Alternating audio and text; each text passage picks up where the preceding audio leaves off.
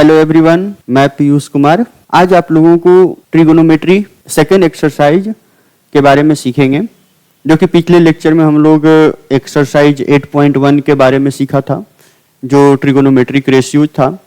आज हम लोग सीखेंगे trigonometric ratios of some specific angle.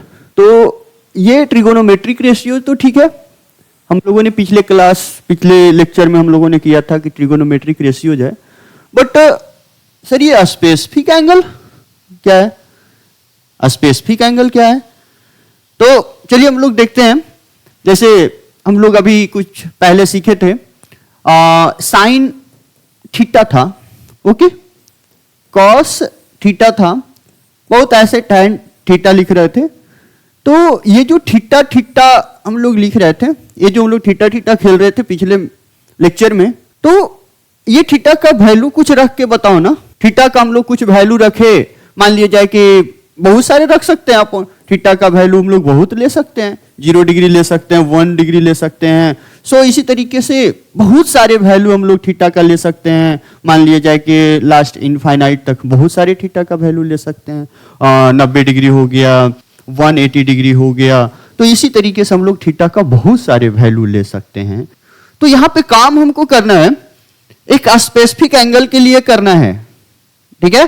कुछ स्पेसिफिक एंगल है, उसी स्पेसिफिक एंगल के लिए यहाँ पे थीटा का वैल्यू रखेंगे तो उसका कुछ अलग वैल्यू मिलता है। वही चीजें हमें इस एक्सरसाइज में सीखना है। जैसे हम लोग पिछले एक्सरसाइज में कर रहे थे कि ये sine theta P upon H कर रहे थे, cos theta B upon H कर रहे थे, tan theta P upon B कर रहे थे। तो अभी हम लोग जो पिछले एक्सरसाइज में PH BH PB जो ये सब खेल रहे थे, अब हम लोग क्या करेंगे कि इसका वैल्यू जो है थीटा पे डिपेंड करेगा। हम लोग थीटा चेंज करते जाएंगे। थीटा का वैल्यू जो ये एंगल है ना, थीटा यहाँ पे किसको रिप्रेजेंट कर रहा है? एंगल को, ओके। तो यहाँ पे थीटा जो है वो एंगल है, तो एंगल का वैल्यू अगर जो चेंज करते जाएगा, ठीक है, तो यहाँ पे जो ट्रिगोनोमेट्रिक रेशियोज है ना, इसका भी वैल्यू क्या होते जाएगा? चेंज होते जाएगा। तो आज हम लोग सीखेंगे, बहुत इंपॉर्टेंट एक्सरसाइज है। इस एक्सरसाइज से जो एग्जाम में क्वेश्चंस पूछी जाती हैं, आपको कुछ स्पेसिफिक थीटा का वैल्यू पता है तो आप आसानी से ये सब का वैल्यू आप बतला सकते हो। इसमें सबका वैल्यू नहीं निकालना होता है कि थीटा 1 डिग्री हो जाए, 2 डिग्री रहे, 3 डिग्री रहे, 4 डिग्री रहे, तो उस कंडीशन में साइन का वैल्यू क्या होगा, कॉस का वैल्यू क्या होगा। नो, यहाँ पे कुछ स्पेसिफिक वैल्यू के लिए हम लोगों को सीखना है। तो वो स्पेसिफिक वैल्यू जो रहेगा वो थीटा रहेगा। स्पेसिफिक वैल्यू के लिए फर्स्ट रहेगा 0 डिग्री, सेकेंड रहेगा 30 डिग्री, फिर है 45 डिग्री, फिर है 60 डिग्री एंड लास्ट है 90 डिग्री तक। यही सारे का इस वैल्यू पे ट्रिगोनोमेट्रिक रेशियोज का, इस एंगल पे ट्रिगोनोमेट्रिक रेशियोज का वैल्यू क्या होता है वही हमें निकालना है, ओके। तो इससे ही रिलेटेड क्वेश्चंस एग्जाम में पूछे जाते हैं और बहुत आसान क्वेश्चंस आया करता है। आप इसको एक बार कंसंट्रेशन से सीख लोगे तो आसानी से क्वेश्चंस बन जाएंगे, ओके। तो आज हम लोग स्टार्ट करते हैं इसको, ठीक है। तो हम लोग फर्स्ट सीखेंगे कि trigonometric ratios of 30 degree and 60 degree.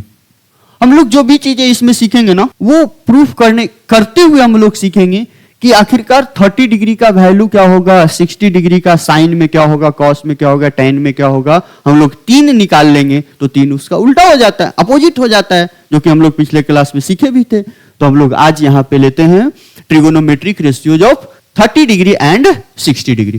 तो फर्स्ट है रेशियोज ऑफ 30 डिग्री पे जब थीटा इक्वल टू 30 डिग्री रहेगा एंड 60 डिग्री रहेगा, तो उस कंडीशन में हम लोग इसको कैसे निकालेंगे कि साइन 30 का वैल्यू क्या होगा, साइन 60 का वैल्यू क्या होगा, ठीक है। तो वो चीजें आज हम लोग निकालने के लिए सीखते हैं।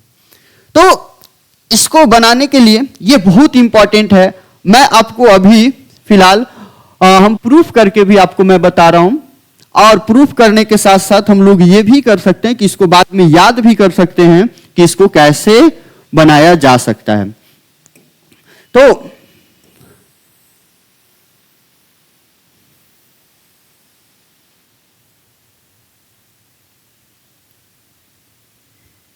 अभी हम लोग यहां पे एक ट्राइंगल लेंगे, एक ट्राइंगल एज्यूम करेंगे। वो ट्राइंगल जो होता है वो मान लिया जाए कि ये इक्विलेटरल ट्राइंगल है। कैसा ट्राइंगल है?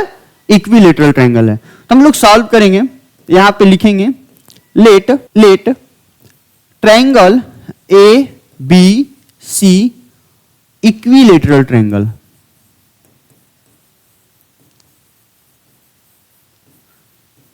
इक्विलेटरल ट्राइंगल, तो इक्विलेटरल ट्राइंगल होगा, इसमें हम लोग इसको मान देते हैं ये ए है, बी है, सी है। तो जब ये इक्विलेटरल ट्राइंगल होगा तो इसका तीनों साइड जो होगा वो क्या होगा? इक्वल होगा। हम लोग मान लिए कि इसका तीनों साइड क्या है? इक्वल है। तो तीनों साइड इक्वल होगा तो हम लोग यहां पे लिख सकते हैं so A B equal to B C equal to A C. Okay, हम लोग यहां लिख सकते हैं A B equal to B C equal to A C. तो तीनों साइड इक्वल होगा। अब यहां पे तीनों साइड इक्वल है तो मान लेते हैं कि ये तीनों साइड जो है ना वो कोई साइड के इक्वल है जो कि 2a है। क्या है? 2a है।